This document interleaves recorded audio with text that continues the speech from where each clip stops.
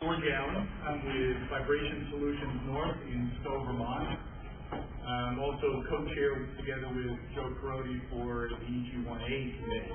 Some of you may not be aware that there was or is an EG1A committee, but that's because we're usually secretively off working on secret stuff, separate groups, like we were yesterday. We deal with balance.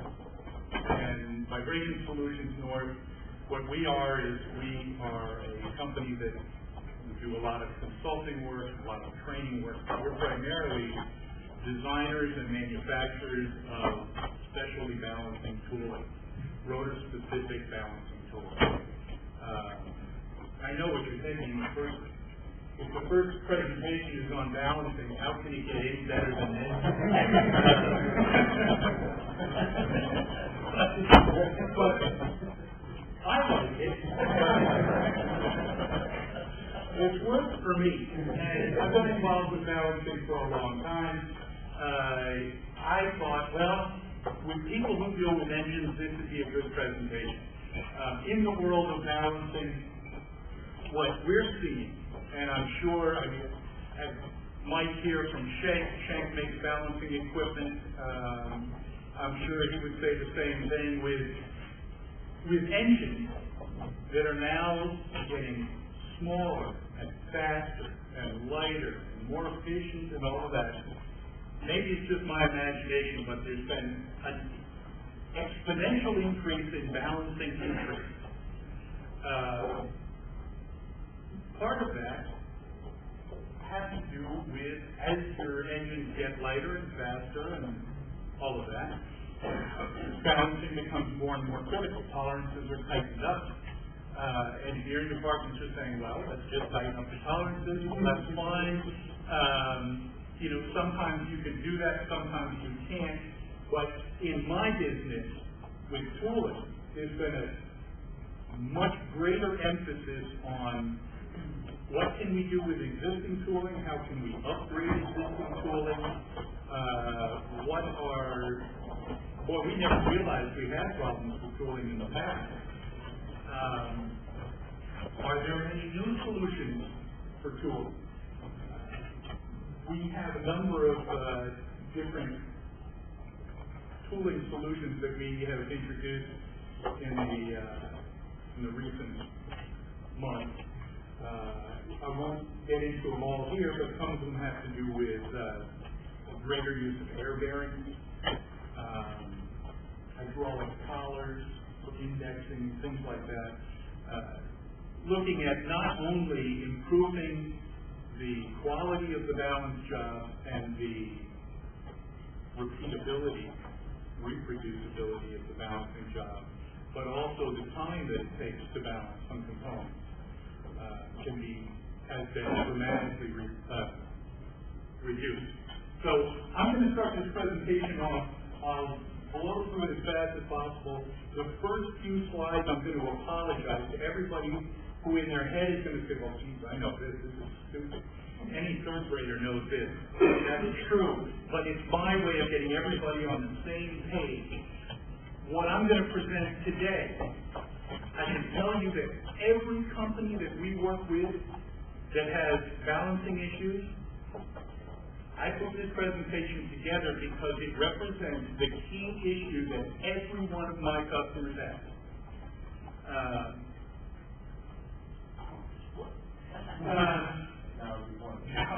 This never works. Well, balancing tooling can be thought of as any mechanical hardware used to adapt a rotor to the balancing machine. Instead, another way, balancing tooling is the interface adapter hardware between the rotor you want to balance and the balancing machine. Now, what's going through my head right now, and I'm not sure if it's on the next slide or not, but you spend a lot of money on balancing equipment. A lot of money on training personnel and writing procedures and all of that, where many people just overlook it, is tooling. Tooling is the link between the rotor you want to balance and the machine that has all the sensitivity in the world and takes those readings and displays them to you. If the tooling isn't done correctly, it doesn't matter how much money you spend on the machine or how much operator's training you have. So here's the first slide we're going to have to use. To define unbalance, unbalance is a mass at some radius, period. When I do courses, I do a lot of courses, I get a group of people together like this, or more sometimes, and you put the question to people that have been involved with balancing for a long time, and you say, listen, if your 5-year-old came home from school and had to do a science project on balancing, and your kid said, what is an unbalance? What would you tell them? And it's amazing how many people say they go too far, they go overboard. Well, it's a vibration, and it's this and that. No, it isn't. It's an uneven distribution of mass. It is a no-brainer. It is a rock at the end of a string.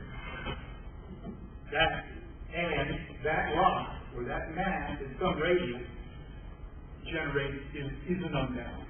Mass at a radius. When you have drawings that require a part to be balanced, and there's a balancing tolerance on it, in what units do you, for anybody who knows the answer to this, what units is that unbalance in? Okay. It's always a mass at a radius. And so here this just shows that, okay, I've got 3 different masses at 3 different radiuses. They're all the same unbalance. They all have the same effect on the rotor. Well, people get this stuck in their head.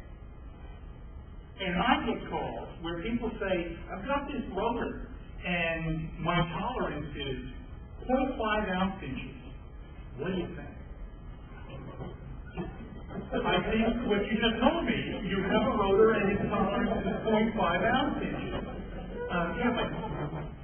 But compared to the last rotor, what do you think? The last rotor wasn't 0.5 ounce inches and it weighed something else. They get this stuck in their head, and that's all they work with is unbalance is a mass and radius, and therefore I only deal in mass and radius, and so 0.5 ounce inches. Well, if I'm dealing with a rotor, a dental turbine, there's no such thing as 0.5 ounce inches because the whole rotor doesn't weigh 0.5 ounces. And if I'm dealing with a steam turbine that's 1 million pounds or something, 0.5 ounce inch tolerance is absurd. It's ridiculously tight. You fall somewhere in the middle.